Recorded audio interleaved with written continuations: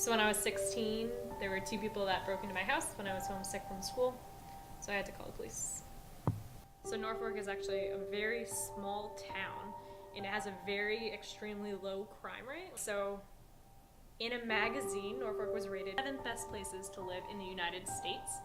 This one break-in, the crime rate in Norfolk spiked up tremendously. At first, I was in my parents' room because there was a TV, so I was doing homework while watching TV in their room. But then after I had seen them from the top of the stairs, I saw that they went around to the side door in my house. So at that point, I ran downstairs. I grabbed a phone in my living room, which is good because the phone in my basement was actually broken. But I wasn't quite thinking about that. Grabbed the phone, I called the police in the basement, and burglars went straight up to the master bedroom. So I called literally on the stairs in my basement. I walked down the basement. I grabbed a bat, a wiffle ball bat, and then I went into the back where I knew we had a bulkhead. So I was kind of thinking if I had to escape, that would be my way out. This is embarrassing to admit. I had no idea we had a bulkhead until about probably 2 weeks before the incident.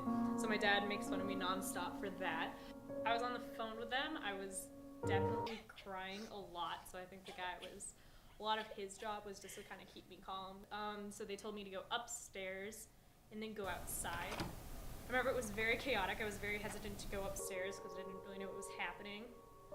But I finally got upstairs and a police officer was running into my house at that moment and he was like, "What are you doing?" So I was like, "They told me to come upstairs." And eventually another police officer directed me to his car and I sat in a police car. I remember them bringing out both the people who had broken into my house in handcuffs and just sinking down in the police car because I still didn't know if they had seen me or knew I was there even to begin with, and I really didn't want them to see me.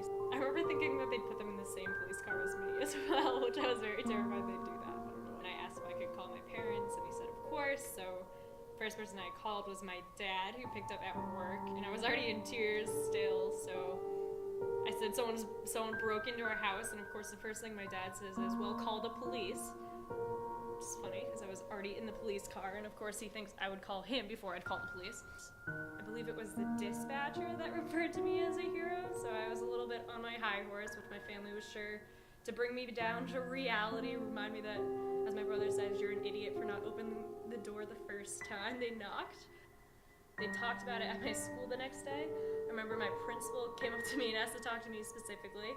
We had a lockdown, actually, a week after, and my advisor came to me and she assured me that it was not the burglars coming to get me again, at which point I started laughing and I was like, yes, I'm well aware.